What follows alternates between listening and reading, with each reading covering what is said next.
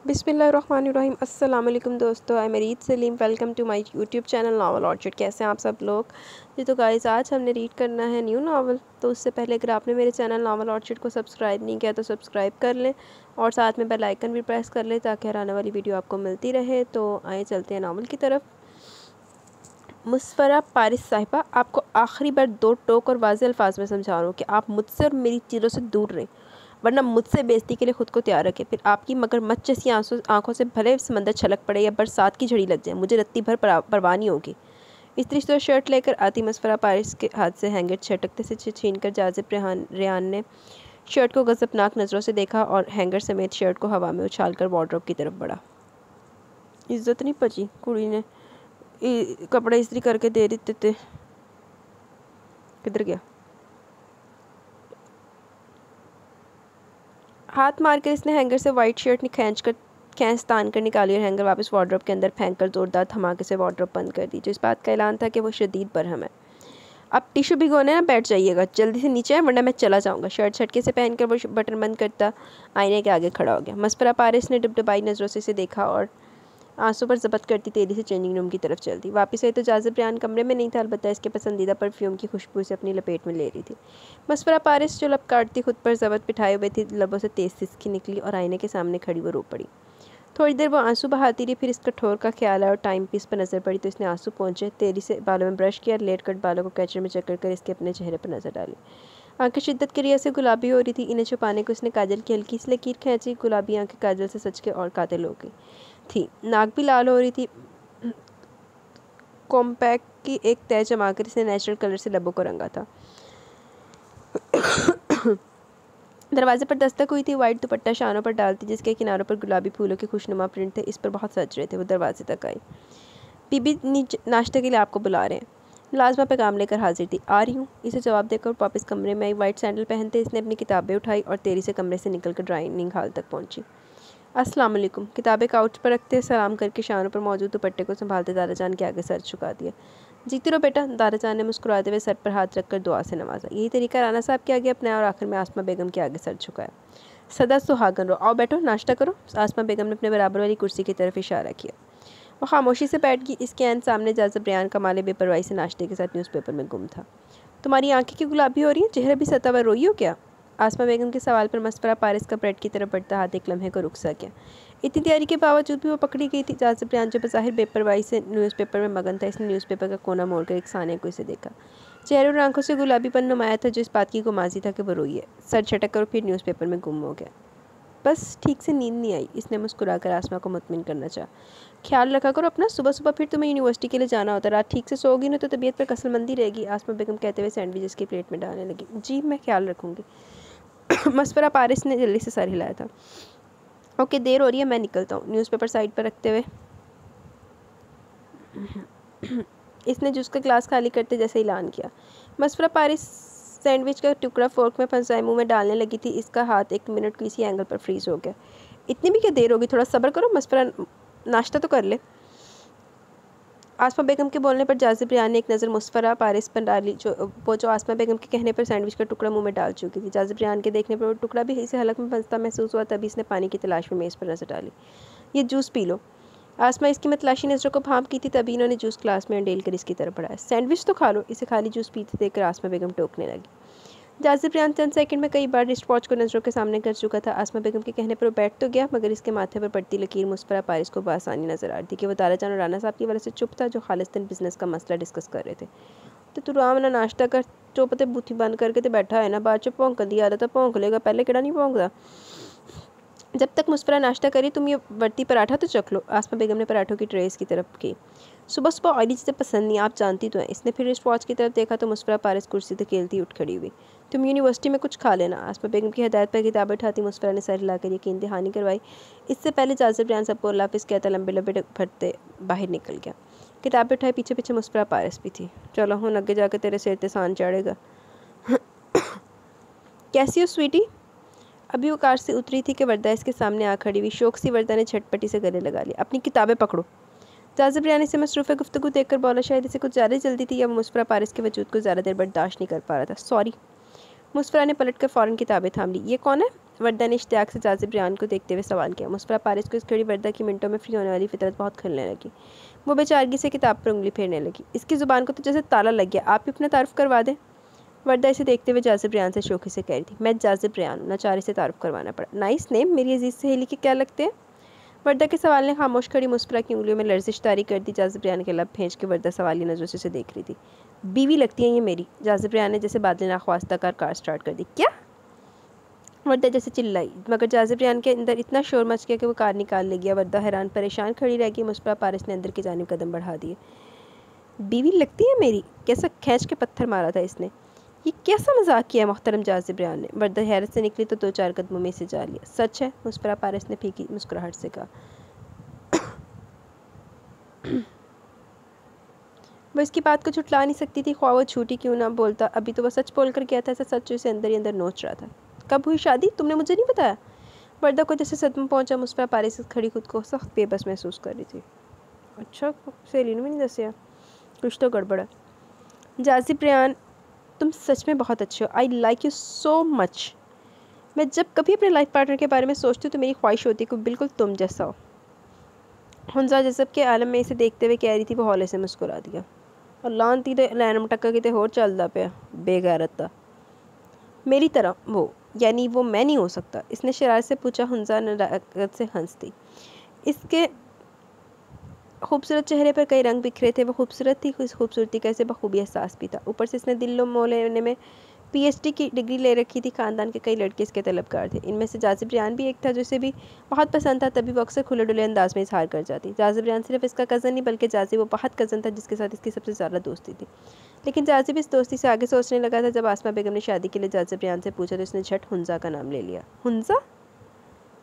आसमा बेगम एक लम्हे के लिए चुप सी होगी। इन्हें पता था इसका रुझान शुरू से इस तरफ है। हुंजा? मगर मेरा इरादा तो कम मौन ममा, मुझे पता है आपका वोट किसकी तरफ है, लेकिन मैं हुंजा को पसंद करता हूँ, हुंजा भी मुझे पसंद करती है। जाज़िब रियान ने आसमा की बात मुकम्मल होने से पहले 2 टोक अंदाज में कह दिया। आसमा भी चुप कर गई। वो रिश्ता लेकर गई। फराज साहब को क्या एतराज़ हो सकता था? काबिल भतीजा खुद इनकी बेटी का तलबगार था। अरूसा भी खुश थी। बड़ों ने सोचने का वक्त लिए बिना हाँ कर दी और शादी की तैयारियां शुरू होगी। बिलाकर वो दिन भी आ गए जब एजाबा कबूल के मरहले तय होना थे। निकाह ख्वाह आ चुके थे लेकिन हुंजा अपने कमरे में नहीं थी। हाँ, इसका लिखा पर्चा इन्हें मिल गया था जिसमें दर्ज था वो किसी से शदीद मोहब्बत करती है, शादी भी इसी से करेगी। इनके हद चुके ख़ानदान से पर शादी करने का रुझान नहीं, इसलिए इसने इंतहाई कदम उठाया। फराज और अरूसा ढह गए थे। लाख लानत, सब तो वड्डी लानत जाज़िब रियान दे उत्ते कि जेड़े पसंद देखो, लाख दी लानत। जाज़िब रियान का चेहरा सफ़ेद पड़ गया था। वो ये सब इसके लिए किसी शौक़ से कम नहीं था। हुंजा जो इसकी मोहब्बत का दम भरती नजर आती थी, वो किसी और की तारीफ थी और वो बेवकूफ़ बनता रहा। वो इसके जज्बात से खेलती रही। दादा जान फराज पर गुस्सा हो रहे थे। राना साहब बहू दादा जान को संभाल रहे थे जो बेटे बहू को बेटी की सही तरबियत न करने पर लान तान कर रहे थे। ये वक्त इन बातों का नहीं, मेहमान आए बैठे, हम अपनी इज्जत का जनाजा निकलने नहीं देंगे। जाए राना निकाह ख्वाह को बुला लाएं। बस लड़की के खाने से हुंजा का नाम काट कर मुस्फरा पारिस का नाम लिखते। आसमा बेगम ने टेंस माहौल में भी अपने हवास बहाल रखे और कोने में चिपकी खड़ी परेशान सूरत ले मुस्फरा पारिस को पकड़कर इसके करीब ले। वो फटी फटी आंखों से सबको देख रही थी। अरूसा और फराज जिस तरह इसे मुल्तजी नज़रों से देख रहे थे, इस पर इसने ज़बान दांतों तले दबा ली कि वो हमेशा से इनकी फर्माबरदार दब्बू सी बेटी रही जो हुंजा जैसी तेज़ तरार बहन के आगे हमेशा पस मंजर में चली जाती थी। चलो हुन दी भैन दे सिर दा आसान भी और सिर ते होएगा। जाज़िब रियान ने आसमा बेगम को देखा। तुमने अपना इंतखाब देख लिया? मेरा वोट हमेशा से मुस्फरा के लिए था। आसमा बेगम की सरगोशी ने जाज़िब रियान को कुछ कहने के काबिल न छोड़ा। डरी सहमी मुस्फरा पारिस के सर पर भारी सरतार आंचल डालकर इसे बिठा दिया गया। आसमा और अरूसा इसके दाएं बाएं आ गई थी। जाज़िब रियान ने एक नज़र मुस्फरा पारिस पर डाली और तेरी से बाहर निकल गया। मजबूरन नहीं सही, लेकिन जाज़िब रियान ने इसे अपनी सोचा के अजाब में कबूल कर लिया था। इसे सिर्फ कागज़ की हद तक इसे कबूल किया था। वो तो इसे अपने रूम में भी जगह देने को तैयार न था, मगर बड़ों के ख्याल से इसे चुप रहने पर मजबूर कर दिया। जिस सेज को इसने हुंजा के तस्वर में सजाया था, आज वहाँ मुस्फरा पारिस थी। सेज से फूलों की लड़ियों को नोचता वो इतना वहशी खूंखार लग रहा था। मुस्फरा पारिस का दिल सूखे पत्ते की तरह कांपने लगा। इसे लगा अभी वो इसका भी ऐसा हशर करेगा जैसा नाजुक फूलों का किया था। उठो बैठ से, शक्ल गुम करो अपनी। तो तू गुम कर ला शक्ल लानती आ बेगैरता, बल्कि तेरी तेन एक्स छड़ के भजी आ ते शक्ल दिखाने के काबिल तो तू नहीं रहा। वो धाड़ा तो लरसते वजूद से जल्दी से बेड से उतरी। इस कोशिश में जितनी बार दुपट्टे और भारी शरारे तले डोली, इस पर जाज़िब रियान खूनख्वार नज़रों से घूरता रहा, जैसे हुंजा के अपने आशिक के साथ भागने में इसी ने साथ दिया या वो कसूरवार हो। हाँ, कसूर तो इसका था क्योंकि वो हुंजा की सगी बहन जो थी। हुंजा जिस तरह फितरतन तेज़ तरार अपने हुस्न पर नाजा जाने महफिल हुआ करती थी, जिससे दिलों को मुट्ठी में कर लेने का फ़न आता था। मुस्फरा पारिस इसी कदर दब्बू, खामोश, दबा और लोगों से घबराने वाली थी। अरूसा फराज ने जिस तरह इससे माफ़ी मांगी थी, खुद को शर्मसार महसूस करी थी, जैसे हुंजा ने इसने इनके सर झुकाए हों। हुंजा वगैरह तो बंदा कुत्ते आगे पा दे। जाजिब रेहान का रवैया बहुत अहानतमेज़ होता था। वो इसके किसी अमल को नहीं सराहता था, बल्कि इसका ख्याल रखने पर अक्सर इसे झिड़कियाँ सुनने को मिलती थी। जाजिब रेहान की तबीयत ठीक नहीं थी, वो जल्दी लौट आया। सर में दर्द है? मुस्फरा ने डरते डरते पूछा। चाय ले आऊँ या कुछ खाएंगे पहले? जवाब अब भी निदारत था। जाजिब, मेडिसिन ला दूँ? बताएं क्या हुआ है? अब किसने फिर हिम्मत करके पूछा। सर दोनों हाथों में थामे जाजिब रेहान ने सुरख खूनख्वार आंखों से इसे देखा। मुस्फरा की रीढ़ की हड्डी में सनसनाहट होने लगी। वो डर के बेड से 2 कदम दूर हुई। दफ़ा हो जाओ यहाँ से, मेरे इस हाल की जिम्मेदार तुम हो। तुम्हारी शक्ल देख देख कर खून खोलता मेरा, सुकून ख़त्म हो गया ज़िंदगी से। जाओ, दफ़ा हो जाओ। वो इतनी ज़ोर से धाड़ा कि मुस्फरा के पूरे वजूद में कपकपाहट तारी हो गई। वो तेरी से कमरे से निकली, मगर इससे भी तेरी से आंसू आंखों से निकल आए थे। क्या हुआ? आसमा बेगम गुजर रही थी, इसे तेरी से कमरे से बाहर आता देखकर ठिठक गई। मुस्फरा ने जल्दी से आंसू साफ किए। कुछ नहीं ताईजान। जाजी ने कुछ कहा? आसमा बेगम ने संजीदगी से पूछा। रुको, मैं पूछती हूँ इसे। आसमा बेगम कमरे की तरफ बढ़ी। ताईजान प्लीज़। मुस्फरा ने आसमा बेगम को बाजू से पकड़ लिया। अरे बात तो करें, तो किस गुनाह की सज़ा दे रहा है वो तुम्हें? हद होगी। आसमा बेगम को ज़्यादा गुस्सा आ गया। वो रोज़ अव्वल से जाजिब का रवैया देख रही थी। अक्सर ही मुस्फरा ने छुप छुप के रोती नजर आई थी। आंसू बहाती मुस्फरा नफ़ी में सर हिलाती इनके सामने हाथ जोड़ गई थी। आसमा बेगम को जैसे अफसोस हुआ, इसे थाम कर वो लाउंज में ले आई। मुझे माफ़ कर दो, तुम्हारे साथ ज़्यादती करने में मैं सरफरिश्त हूँ। आसमा बेगम को खामोश तो बस सुगड़ धीमे से मुस्कुराती। मुस्फरा हमेशा से जाजिब के लिए पसंद थी, लेकिन जब जाजिब ने हुंजा का नाम लिया तो उन्होंने हाँ कर दी कि बेटी तो वो भी देवर की थी। फिर जाजिब जिसके साथ खुश रहता, इसमें इनकी खुशी भी शामिल होती। लेकिन ऐन मौके पर हुंजा ने घर छोड़कर जो दाग सबके माथे पर लगाए, इसे छुपाने के लिए मुस्फरा को कुर्बानी का बकरा बनाना पड़ा, क्योंकि वो आज भी इनकी अवलीन पसंद थी, लेकिन जाजिब के रवैये पर अक्सर दुखी हो जाती थी। तो होर की बली दा बकरा उन्हें बनाया तो हुण कुर्बानी होंदी हुई पई ओदी। ऐसी बातें ना करे ताईजान, माफ़ी ना मांगे। सूं करती हुए शर्मसार हुई। ज़रा अकल नहीं इस लड़के में, जिससे मोहब्बत का दम भरता था। वो तो दिन में तारे दिखा गया। जो पारिस मिली इसकी कदर नहीं। अगर मुझे पता होता इसके रंग ढंग ये होंगे तो ये तुम्हारे साथ ऐसा रवैया रखेगा तो कभी तुम्हें ज़बरदस्ती इसकी ज़िंदगी में शामिल ना करती। आसमा बेगम को आज कुछ ज़्यादा ही गुस्सा आ रहा था। अब भी वक्त नहीं गुजरा, मैं बात करती हूँ राना और अब्बा जान से। वो फराज और रूसा से बात करें, तुम्हारे लिए बहुत कदर करने वाला शख्स ढूंढूंगी मैं कहती हूँ जाजिब से तलाक दे तुम्हें, ताकि मेरे सर से भी ये बोझ तो उतरे। मैं तुम्हें यूँ घुट घुट के रोते नहीं देख सकती। दे तलाक, इसे भी पता लगे। ताईजान, मुस्फरा पारिश पूरी जान से लरसी। मैं तलाक नहीं लूँगी, कभी भी नहीं। इसके आंसू में मजीद रवानी आ गई। तलाक नहीं लोगी? यूँ ही सुबह शाम अपनी बेइज्जती करवाती रहोगी। तुम्हें क्या लगता है पत्थर में जोंक लग जाएगी? वो वक्त गुजर गया बेटा, जब औरतें सालों किसी का इंतजार करती थी कि वो पलट आएगा। मैं तुम्हें लाहासिल इंतजार की करब में नहीं धकेल सकती। अभी तुम्हारी उम्र ही क्या है? इस साल मास्टर्स कर लोगी, अच्छे से अच्छा रिश्ता मिल जाएगा। आसमा बेगम ने समझाना चाहा। इस खड़ी वो जाजिब की कम इसकी माँ ज़्यादा लग रही थी, जो बेटी के लिए मुतफक्कर हो। मुझे तलाक नहीं लेनी। मुस्फरा का लहजा अटल था। तो क्या सारी ज़िंदगी इस पत्थर से सर फोड़ते हुए बेइज्जती करवाती रहोगी? आसमा बेगम को अफसोस हुआ। ना करे कभी मोहब्बत, मैं तो इनसे मोहब्बत करती हूँ ना। गुजर जाएगी ज़िंदगी इनकी डांट खाते हुए। वो आंसू समेटती अज़म से बोली, पर लब दांतों तले दबा रही जैसे कोई अनहोनी बात कह दी। तुम जाजिब से मोहब्बत करती हो? आसमा बेगम को भी हैरत भरी खुशी हुई। मुस्फरा एकदम से शर्मिंदा होगी। बताओ ना। आसमा ने इसके कंधे पर दबाव डाला। जी ताईजान, मुझे बचपन से जाजिब अच्छे लगते हैं। इसकी ज़ुबान लड़खड़ाई। लेकिन जाजिब का रुझान हमेशा हुंजापी की तरफ रहा, तो मैंने खुद को समझा लिया। सब कुछ हमारी मर्ज़ी के मुताबिक नहीं होता, लेकिन अल्लाह ने तुम्हें इसका नसीब बना दिया। आसमा बेगम ने इसकी बात को बढ़ावा दिया। वो चुप रही। तुमने भी कहाँ सर फोड़ लिया? और ये जाजिब, इसे जाने कब खरे खोटे की पहचान होगी।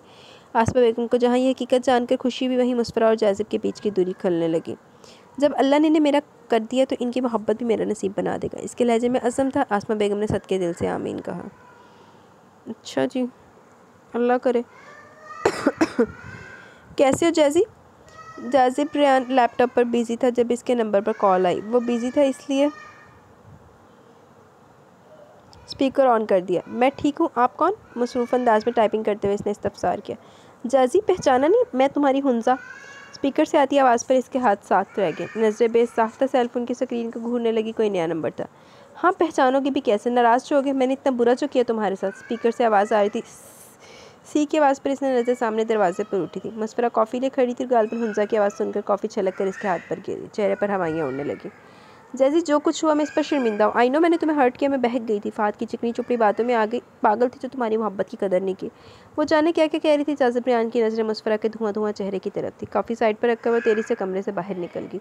जाजिब रेहान की नज़रें दरवाजे तक गई थी। जैसी, मैं तुमसे मिलना चाहती हूँ। कल तुम मुझे कॉफ़ी शॉप पर मिल सकते हो? हुंजा बहुत आज से पूछ रही थी। हाँ, मिल सकता हूँ 5 बजे। इसने सेलफोन करीब करके कहा। ओह, थैंक यू सो मच। जाजी, मैं बहुत शर्मिंदा हूँ। मुझे यकीन था तुम मुझे माफ़ कर दोगे। हंसा कह रही थी और कमरे के बाहर दरवाजे से लगी मुस्फरा पारिस जैसे ठह गई थी। जो हुन भी माफ़ कर दे तो जाजिब ने कुत्ते खाई फिर। मुस्फरा, सर्दियों का आगाज़ हो चुका, तुम बदलते मौसम के हिसाब से शॉपिंग ही कर लो। दिसंबर अब बस इख्तिताम की तरफ गामज़न है। नया साल शुरू होने वाला है। नए साल को नए अंदाज से खुशामदीद कहो ताकि ज़िंदगी का हर रंग खूबसूरत हो। आसमा बेगम सुबह से नोट कर रही थी। वो कुछ बिखरी बिखरी सी थी, बार बार घड़ी की तरफ देख रही थी। इसने जैसे कोई बात नहीं सुनी थी इनकी, वरना वो 9:30 के लिए बहुत इत्मीनान करती थी। लेकिन इन अब की ज़िंदगी में जैसे पतझड़ का मौसम आन ठहरा था। ताईजान 5 बज के क्या? इसने खुला में घूरते हुए पूछा। हाँ, वो तो रोज़ ही बजते हैं, आज कौन सी नई बात है? और अब तो 7 बजने वाले हैं। आसमा बेगम ने घड़ी की तरफ देखते हुए कहा। हाँ, वो अभी इनके पास होंगे, इतने दिनों बाद जो मिले। वो खुद कलामी के अंदाज में बड़बड़ाई। क्या कह रही हो? आसमा बेगम सुन ना सकी। कुछ नहीं, इसने लब कुचले। मैंने तुमसे सर्दियों की शॉपिंग का पूछ रही हूँ, कब करोगी? मेरा दिल नहीं है ताईजान, इसने बेदिली से कहा। अस्सलाम वालेकुम। इसी घड़ी जाजिब रियान लाउंज में दाखिल हुआ। मुस्फरा ने चौंक कर इसे देखा, जैसे पहली बार देख रही हो। आज वो कुछ ज़्यादा फ्रेश लगा। चेहरे पर इतने दिनों से जो बेजारी तारी थी, आज वो गायब थी। मुस्फरा के दिल को जैसे किसी ने नोचना शुरू कर दिया। आज देर कर दी तुमने आने में। आसमा बेगम को ही पूछने का इस्तेहकाक था, वरना तो मुस्फरा इसके सामने चूर तक नहीं कर सकती थी। अस्सलाम वालेकुम। फराज और अरूसा की अचानक आमद पर मुस्तफ़रा में उठने की भी हिम्मत ताब न रही। इसे किसी अनहोनी का एहसास सताने लगा। अरे तुम दोनों आओ आओ। आसमा बेगम खुश दिली से अरूसा से गले मिली। बिल्कुल अचानक आए, तुम लोग फ़ोन भी नहीं किया।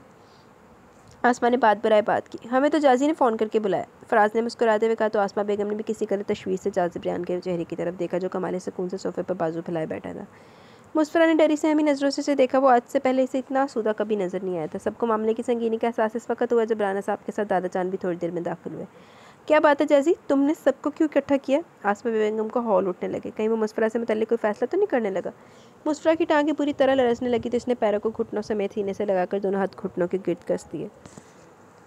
मैं भी हुंजा से मिलकर आ रहा हूँ। इसने कल मुझे फ़ोन करके मिलने की ख्वाहिश जाहिर की थी। तुम इससे मिलने गए ही क्यों? आसमा बेगम बीच में बोल पड़ी ने। ये बात ज़रा भी अच्छी नहीं लगी थी, क्योंकि वो बगारत हो गया से शर्म ते वेज खादी सी ने। वो बहुत शर्मिंदा, जिसकी शय पर इसने इंतहाई कदम उठाया, वो अपनी फैमिली के डर से वहाँ पहुँचा ही नहीं। हुंजा अपनी दोस्त के घर रह रही है, वापस आना चाहती है, आप सबसे माफ़ी मांगना चाहती है। जाजिब रियान कमाल सुकून से गोया हुआ। इसे कह दो वो हमारे लिए मर गई। हमारी एक ही बेटी है, हमारा इससे कोई वास्ता नहीं। और इसे कह देना वो भूले से भी मेरे सामने ना, और तुम भी आज के बाद इसके मुतालिक हमसे कोई बात ना करना। फराज साहब आपे से बाहर हुए। तुम्हारा गुस्सा अपनी जगह फराज, लेकिन ये भी सोचो कि लड़की ज़ात कब तक दोस्त के घर रहेगी। आगे से कुछ हो गया तो हमारी इज्जत पर हर्फ आएगा। दादा जान ने समझाना चाहा। इज्जत पर हर्फ तो आ चुका बाबा जान, अब और क्या बाकी रह गया? जैसे इतना करो कि किसी हॉस्टल में से रहाइश दिलवा दो और कहो कि खुद अपनी ज़िंदगी गुजारे, हमारे घर और किसी चीज़ पर इसका कोई हक नहीं। चलो रूसा। फराज साहब दो टोक बात करके उठ खड़े हुए। माहौल की यकपस्तगी बढ़ गई थी। फराज साग बैठी मुस्फरा के सर पर हाथ फेरते चले गए तो आंसू जब्त करती रूसा भी हम कदम होगी कि जैसी भी सही हुंजा थी तो इनकी बेटी, जिसने अपने लिए पत्थरों की राह खुद चुनी थी। ते होर कि जिधर करतूसी उधर ही चपेट तो बजेगी फिर लान तीन। मुस्फरा किताबें फैलाए साइमन बना रही थी जब जाजिब रियान का बेड पर पड़ा सेलफोन बार बार बजने लगा। पहले तो वो इग्नोर करती, लेकिन जब तीसरी बार कॉल आई तो उसने हाथ बढ़ाकर सेलफोन उठा लिया। हुंजा कॉलिंग। देखकर इसके हाथ लर्जे। इसी दम वॉशरूम का लॉक खुलने की आवाज़ है। इसने तेरी से फ़ोन को सांप का अंदाज में रखा और जल्दी से अपनी किताबों पर झुक गई। वाइट बनियान और ट्राउज़र में गीले बालों को टॉवल से रगड़ता वापस आया तो बजते सेलफोन ने इसकी त्वचा अपनी तरफ खींच ली। हाँ, मैं वॉशरूम में था। गार्डन कॉल देर से पिक करने पर नाराज़गी का इजहार किया गया था, तभी वो सफाई दे रहा था। हुंजा, मैंने घर वालों से तुम्हारे मुतालिक बात की, मगर चचा जान कुछ सुनने को तैयार नहीं। बट यू डोंट वरी, मैं तुम्हारे साथ हूँ। मुस्फरा की आंखों के आगे पानी की चादर तन की। सामने मौजूद किताबों के हरूफ धुंधला गए थे। पादे लाख लानत फिर हो रहे थे, बेगैरत थे। मैं थोड़ी देर में मिलता हूँ तुमसे, तुम्हारी तरफ ही आ रहा हूँ। बात करते हुए जाजिब रियान चेंजिंग रूम में चला गया और इसकी आवाज़ आना भी बंद हो गई थी। आंसू टप टप किताब पर गिर कर किताब को भिगोने लगे। किताब भी ख़राब हुई नहीं हूँ। जब से हुंजा मंजर पर आई थी तुम कुछ ज़्यादा फ़ोन से चिपके नहीं रहने लगे? आसमा बेगम बतौर ख़ास कमरे में से समझाने आई थी। खाने की मेज़ पर भी वो जिस तरह फ़ोन कान से लगाए बैठा था, इस पर इनका गुस्सा होना बचा था। वो अकेली है मम्मा। जाजिब ने फ़ोन साइड पर रखते जैसे याद दिला। मुस्फरा वार्डरोब से कपड़े निकालने में मसरूफ़ रही। इसकी तन्हाई का बिच्छू तुम्हें काट रहा है, जो ख़ानदान भर में हमारी इज्जतों का जनाजा निकाल कर भी तुम्हें कॉल कर रही है, और तुम घंटों इसके साथ फ़ोन पर मसरूफ़ है। इस गूंगी लड़की का एहसास नहीं हो रहा तुम्हें, जो होंठ सीए चुपकी बैठी है? आसमा बेगम ने झटके से मुस्फरा को बाजू से खींच कर इसके सामने किया। अगर ये ऐन निकाह पर मना कर देती तो मैं देखती तुम क्या मुँह दिखाते अपने सर्कल के लोगों को। आसमा बेगम इश्तियाल में थी। मुस्फरा लब काटती सर झुका खड़ी थी। एक लम्हे को जाजिब रियान भी चुप रह गया। अगर यही कुछ करना तो तलाक देकर फारिग करो इसे और जाकर निकाह कर लो इससे, जिसे घंटों फ़ोन पर बातें करते रहते हो। आसमा बेगम गुस्से का इजहार करके चली कि जाजिब रियान की नज़रें साथ खड़ी मुस्फरा पर थी, जिसने अपने आंसू छुपाने के लिए वॉशरूम का रुख कर लिया। तो और की लानती बेगैरत आदमी, गंदा दी खाची ना हुंजा वरी खाची सूट कर दी सी। दिसंबर का आखिरी दिन इख्तिताम की तरफ गामज़न था। इतना बेजार दिसंबर कभी नहीं गुजरा था। मेरे सितमगर का हाल क्या पूछते हो, लहजा जून का जज्बात दिसंबर से। नया साल चंद लम्हों की दूरी पर था, मगर कोई खुशी कोई एहसास इसके अंदर नहीं जाग रहा था। वरना नए साल पर वो कितने चाव से सारी फ्रेंड्स को विशिंग कार्ड्स, केक और फूल भेजती थी। जाजिब रियान से जुड़ने के बाद से तो जैसे मुस्कुराना भी भूल गई थी, सूखे फूल की तरह कमला गई थी। ये क्या कर रही हो? जाजिब रियान कमरे में आया तो वो बैग में अपना ज़रूरी सामान रख रही थी। इसके अचानक बोलने पर एकदम से डर गई। कहीं जा रही हो? टाई की नॉट ढीली करते हुए बेड पर बैठ गया। सूटकेस बेड पर रखे मुस्फरा अपनी चीज़ें पैक करी थी। जी मैं कल घर चली जाऊँगी। नया साल बस चंद लम्हों की दूरी पर था, वह इसकी ज़िंदगी से जाने की रुदात सुना रही थी। कितने दिनों के लिए? मुकम्मल तौर पर इसकी जानी मतवज्जा था। हमेशा के लिए। हैंगर से सूट निकाल कर बैग में रखते हुए इसने पहली बार जाजिब रियान की आंखों में आंखें डालते हुए जवाब दिया। काफ़ी दिनों से इसका मूड बहुत खुशगवार रहने लगा था। इसे मुस्कुरा पर चिल्लाने का भी वक्त नहीं मिल रहा था। अब भी वो बड़े आराम से इससे सवाल जवाब कर रहा था। हमेशा के लिए? जाजिब रियान ने दोहराया। जी। वो बमुश्किल कहकर रुख फेर गई। यानी तुम इस घर को छोड़कर जाने की बात कर रही हो? वो इसे अपना वहमा दूर करना चाह रहा था। जी मैं जाऊंगी तो ही आप हुंसाब से शादी कर सकेंगे। वो दिक्कत बोली। हाँ ये तो है, काफ़ी अक्लमंद हो तुम। अगर जाना है तो कल क्यों, अभी क्यों नहीं? पुराने ताल्लुक को पुराने साल में ही अलविदा कर दे तो ज़्यादा अच्छा ना। नया साल नए हमसफ़र के साथ ज़्यादा सहर अंगेज़ होगा। चलो मैं तुम्हें अभी चचा जान के घर छोड़ दूँ। वो उठ खड़ा हुआ। मुस्फरा को इससे ज़रा भी खुश फहमी नहीं थी, लेकिन वो यूँ खुशी का इजहार करेगा ये भी गुमान नहीं था। तभी दिल छनाके से टूटा था। लानती कमीना। आओ चलो, शाबाश, मैं तुम्हें अभी इसी वक्त छोड़ो। जाजिब रियान इसका बाजू खींचते इसे बाहर ले जाने लगा। मुस्फरा इस सलूक पर जैसे अपनी नज़रों में गिर गई थी। ये क्या हो रहा है? जाजिब इसे बाजू से घसीटता बाहर ले आया तो आसमा बेगम ये मंजर देखकर होने लगी। मैं मुस्फरा को चचा जान की तरफ छोड़ने जा रहा हूँ, इसने चलते चलते जवाब दिया। जाजी, आसमा बेगम चिल्लाई। मामा आके बात करता हूँ, अभी जल्दी में हूँ। जाजिब इसे खींचता हुआ बाहर ले गया। इसने डुबडुबाई आंखों से आसमा बेगम को देखा। वो सर पर हाथ रखे हैरान परेशान खड़ी रह गई। इसे फ्रंट सीट की तरफ धकेल कर इसने गाड़ी स्टार्ट की। वो सारा रास्ता रोती रही। जाजिब इतना कठोर है वो कभी सोच भी नहीं सकती थी। दुख से इसका दिल बंद होने लगा। लानती जाजिब। गाड़ी किसी इमारत के आगे रुकी थी। दुख से इसका दिल बंद होने लगा। वो आंसू बहाने में इतनी मगन थी कि इसे एहसास नहीं हुआ कि कब जाजिब ने इसे गाड़ी से बाहर खींचा और कब हुंसा आकर इसके बराबर मुकाबिल खड़ी हो गई। हुंसा इसे बड़ी अजीब नज़रों से देख रही थी, यूँ जैसे सामने इसकी सगी बहनी रकीब हो, जिसने इसे मिलना भी गवारा नहीं किया। शनासाई की कोई रमक इसके अंदाज में नहीं थी। मोहब्बत तो शायद कभी इसे बहन से थी ही नहीं। हमेशा झिड़क कर ही बात करती थी। अपने हुस्न पर इठलाकर मुस्फरा को इसके दब्बूपन पर टीस करती थी, मज़े का उड़ाती थी। अब वो इसे ऐसी नज़रों से देख रही थी जैसे जाजिब के साथ खड़ी वो इसे सख्त जहर लग रही हो। तो आपकी है लानती है। इसे मेरे सामने लाने का मकसद? हुंसा ने जाजिब से सवाल किया। इसके अजनबी लबो लहजे पर मुस्फरा को ज़रा बराबर हैरत नहीं हुई। वो शुरू से बेहिस और खुद पसंद थी। इसे सिर्फ अपनी खुशियाँ नजर आती थी, ख्वाह वो किसी के मज़ार पर ही क्यों ना तामीर हो। आज तुमने मुझसे कहा कि मैं मुस्फरा को तलाक दे दूँ, तुमसे शादी कर लूँ। हाँ, क्योंकि मैं जानती हूँ तुम्हें मैं सूट करूँगी। ये दबू और मुझसे कम सूरत मुस्फरा नहीं, हुंसा ने खुद से कहा। मेरी तुमसे फ्रेंडशिप रही और इसे मैं मोहब्बत समझ बैठा, लेकिन जब तुमने मुझे धुतकार कर घर से बाहर कदम निकाला तो इसी दिन तुम मेरे दिल से पसंदीदगी का गिराफ भी गिरा गई। फिर तुम लौट आई। मैंने तुम्हारा साथ दिया, हॉस्टल में रहने का बंदोबस्त किया, जॉब दिलवा दी, सिर्फ इसलिए कि ख़ानदान और तुम्हारे माँ बाप भी तुम्हारी सूरत देखने के रवादार नहीं। और वो बिल्कुल ठीक करें, क्योंकि तुम जैसी बेहिस और खुदगर्ज इंसान से वास्ता ना रखना ही बेहतर है। तुम तो इतनी खुदगर्ज हो कि ये जानते हुए कि तुम्हारे भागने के बाद इस लड़की ने अपनी ज़ात को दाव पर लगा दिया। मेरी छिड़कियाँ बदतमीज़ियाँ बर्दाश्त की, तुम्हारे हिस्से का गुस्सा मैंने इसके वजूद पर अंडेला।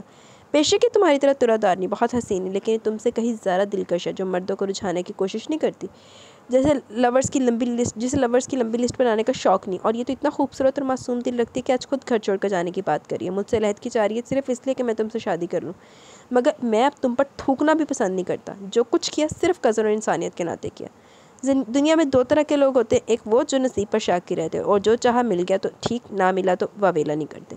जैसे मुस्फरा ने मुझे चाहा, मेरी तलब की, मगर मेरी नज़र में खुद को गिराया नहीं। और दूसरे लोग तुम्हारी तरह के होते हैं, जो खूब से खूबतर की तलाश में रहते हैं और आखिर में नामुराद और नाकाम ही ठहरते हैं। खाली हाथ खाली दिल लिए। पसंदीदगी तो तुम्हारी असल सूरत देख कर ही रुखसत तो ख़त्म हो गई थी। और प्यार? जाजिब हंसा। सॉरी मैम, मैं आपसे प्यार नहीं करता, क्योंकि मुझे इस गूंगी लड़की से इश्क होने लगा। आज के बाद मेरी तरफ से कोई आस ना पालिएगा। चलो मुस्फरा, माँ सदके चली जाए। बड़ा बड़ा इन्हें टर्निंग पॉइंट लेता जाजिब साहब ने। चलो अब जाजिब को कोई गाली नहीं देनी। वो जिस तरह बाजू से पकड़कर इसे लेकर आया था, इसी तरह इसे बाजू से पकड़कर वापस पलट गया। हुंसा अपनी जगह पर खड़ी रह गई। मुस्फरा के कान साएं साएं कर रहे थे। जो कुछ इसने सुना इस पर यकीन नहीं आ रहा था। इसने कार स्टार्ट करके रोड पर डाली थी कि इसका सेलफोन बजने लगा। हेलो, कान ने साएं साएं करना बंद। अचानक इन 440 वोल्ट का झटका देता। लो जी, आ गया मामा का फ़ोन, इसने मुस्कुराते हुए कहकर कॉल रिसीव किया और स्पीकर ऑन कर दिया। जैजी, मुस्फरा कहाँ है? क्या घटिया हरकत की है तुमने? आसमा बेगम चिल्ला रही थी। क्या मैं अपनी बीवी को आउटिंग पर भी नहीं ले जा सकता? इसमें घटियापन क्या है मामा? वो खुश शौकी से बोला, तुम सच कह रहे हो? इसके बदले अंदाज पर आसमा बेगम का हद मुसरत हुई। तो अपनी गूंगी बहू से पूछना, वैसे मामा आपका वोट शुरू से मुस्फरा के लिए क्यों था? मुझे इसकी वजह अब समझ आई है, वो शरारत से कह रहा था। क्या वजह थी बताओ? आसमा भी जानना चाह रही थी। हर सास की ख्वाहिश होती है बहू गूंगी और जो ज़्यादा ना बोले, तू मैं ना करे। मुस्फरा को भरपूर नज़रों से देखते हुए वो कह रहा था। मुस्फरा ब्लश होकर चेहरा मोड़ चुकी थी। कोई गूंगी नहीं मेरी बहू, बस सोच समझ कर बोलती, तुम्हारी तरफ बेपर की नहीं उड़ाती। आसमा बेगम ने उल्टा इसे लताड़ कर फ़ोन बंद कर दिया। जाजिम ने बाजू से पकड़ के सिर अपनी तरफ खींचा। पहले तो पुतिया मगर पैंदा रंदा सी हूँ, बड़ा रोमांटिक हो रहा है। क्या घोल कर पिलाया मेरी माँ को? वो पूछ रहा था, वो नज़रें चुरा के। जानती हो डियर 5, मर्द कभी खुदगर्ज औरत से मोहब्बत नहीं करता, वो महबूबा में अपनी माँ जैसी खालिस मोहब्बत ढूंढता है। मुस्फरा के लिए इसका धीमा लबा लहजा नहीं आता, वो खामोशी से सुन रही थी। पहले सॉरी बोलूँ या थैंक यू? वो इसे बाजू के घेरे में लिए ड्राइव कर रहा था। मुस्फरा इसकी कुर्बत पर सिमटी जा रही थी। बोलो ना, इसने फिर से इसरार किया। जो तेरा दिल करता भौंक पे, कुछ भौंक पे। कुछ ना बोले, वो आइस से मिनमिनाई। लेकिन मैं बोलूँगा सॉरी इन तमाम ज़्यादतियों के लिए जो मैंने की, और थैंक यू मेरी ज़िंदगी में आने के लिए, मुझसे मोहब्बत करने के लिए। मुस्फरा ने चौंक कर इसके कंधे से सर उठाया। जब तुम मामा के सामने रो रो कर मुझसे मोहब्बत का इतराफ़ करी थी, तब मैंने सारी बातें सुनी थी। मुझे गिल्ट हुआ कि मैं तुम्हारे साथ ज़्यादती कर जाता हूँ, इसलिए तुम्हें देखने बाहर आया था। मम्मा तुम्हें तलाक देकर नई ज़िंदगी शुरू करने का कह रही थी, तुम इनकारी होकर मोहब्बत का इतराफ़ करी थी। इसी वक्त तुम दिल में उतर गई थी। मुझे भी इस खड़ी औरत की पहचान होगी कि औरत भले बेहद हसीन तिरादार ना हो, इसमें मासूमियत और वो तुम में है। तुम मेरी नज़र में बहुत हसीन हो जो खामोश मोहब्बत करती रही। मैं तुम्हारा हो भी गया, मगर तुमने कोई ओछापन नहीं दिखाया, कभी मुझे रिझाने की कोशिश नहीं की। तुमने अपनी असमत का एक दायरा बना रखा है और इसी दायरे ने मुझे अपने घेरे में ले लिया। तुम में तो नहीं, मैं तो नहीं, मैं तुम में तू नहीं और सही और नहीं और सही हुंजा जैसी फितरत नहीं है। वो हर मर्द को आस में रखती है ताकि इसका अगर एक ऑप्शन काम में ना आए तो वो दूसरी लाइफ लाइन यूज़ करे, मगर तुम एक पे ही मर मिटने वाली हो। तुम अलग हो, बहुत अलग। तुम्हारी इसी अदा ने मुझे अपील किया कि मोहब्बत के बावजूद तुम खुद मेरी तरफ ज़िंदगी से निकलने का फ़ैसला कर चुकी थी। इतनी आसानी से फ़ैसला कर लिया तुमने।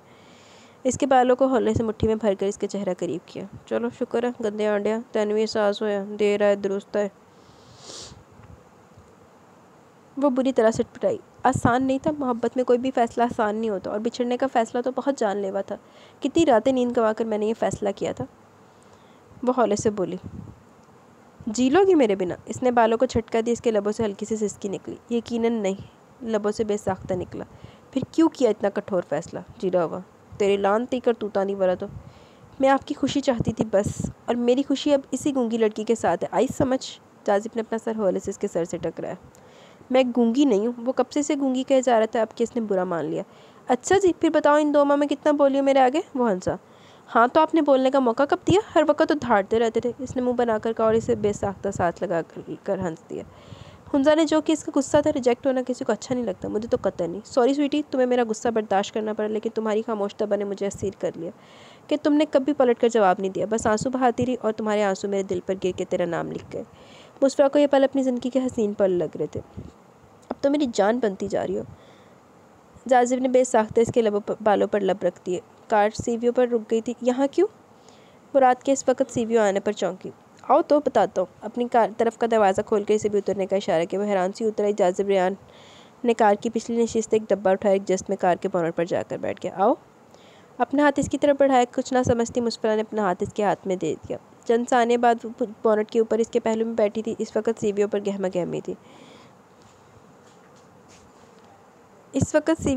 गहमी थी। लहराते आंचल, शोक कह के, फलक शिगाफ नारे, बच्चों की मस्तियाँ, कई रंग थे। जाजिब ने केक निकाल के बोनेट पर रखा। हैप्पी न्यू ईयर लिखा देखकर इसे सारी कहानी समझ आ गई। पहले तो सोचा था घर में तुम्हारे साथ सेलिब्रेट करूँगा, मगर सिचुएशन चेंज होने के बाद यहाँ का प्लान बना लिया, और ये ज़्यादा रोमांटिक माहौल है। क्यों? हवा से लहराते इसके आंचल को पकड़कर मोहब्बत से उसे देखते हुए कह रहा था। मैं चाहता हूँ पिछले साल की सारी कदूरतें हम पिछले साल के आखिरी लम्हों में छोड़कर नए साल को मोहब्बत से खुशामदीद करें। जाजिब कह रहा था, और इसी वक्त मंजिलों ने काउंटडाउन शुरू कर दिया। 10, 9। जाजिब इनके साथ हम आवाज़ था। हर सू मसरत के रंग थे। माहौल तालियों पटाखों की आवाज़ से गूंजने लगा। वो पटाखों की आवाज़ से डरकर एकदम इसके करीब हो गई। जाजिब ने इसका हाथ थाम कर केक काटा। आसमान आतिशबाजी से खूबसूरत हो रहा था। जाजिब का सेलफोन बजने लगा। जाजिब ने सेलफोन इसकी तरफ बढ़ा दिया।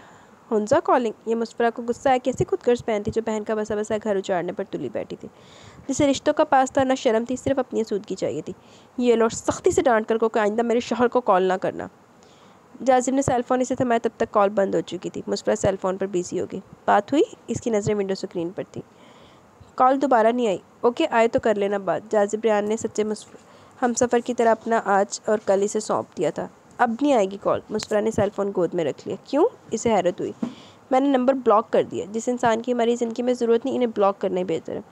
मुस्ट्रा ने सेल फ़ोन इसकी तरफ बढ़ाया। वाह जी, कमाल बीवी हो, एक झटके से खूबसूरती से मियाँ का पीछे छुड़ा दी इस बला से, इसने बेसख्ता से रहा। और जो इसने फिर किसी और नंबर से रब्ता किया, जलाना चाह, तब मैं हैंडल कर लूँगी, इसने आराम से कहा। और जो फिर भी ना मानी, वो इसे जिद कर रहा था, तो मैं आपका नंबर चेंज करवा दूँगी। इतनी धौंस जी, और जो मैं ना करूँ फिर मुक्का। मुस्फ्रा ने इसके शोल्डर पर मुक्का दे मारा, वो हंस दिया। जी तो गाइज़, ये हमारा छोटा सा नावल अपने इख्तिताम को पहुंचा। कैसा लगा आपको ये नावल? अपनी राय का ज़रूर इज़हार कीजिएगा। नावल नेम है मैं तुझसे प्यार नहीं करता, रिटन बाय रेहाना आफ्ताब का ये नावल है। कैसा लगा अपनी राय का ज़रूर इज़हार कीजिएगा। इंशाल्लाह कल मिलेंगे न्यू नावल के साथ। तब तक के लिए अपना बहुत सारा ख्याल रखें, दुआओं में याद रखें जी। अल्लाह हाफिज़।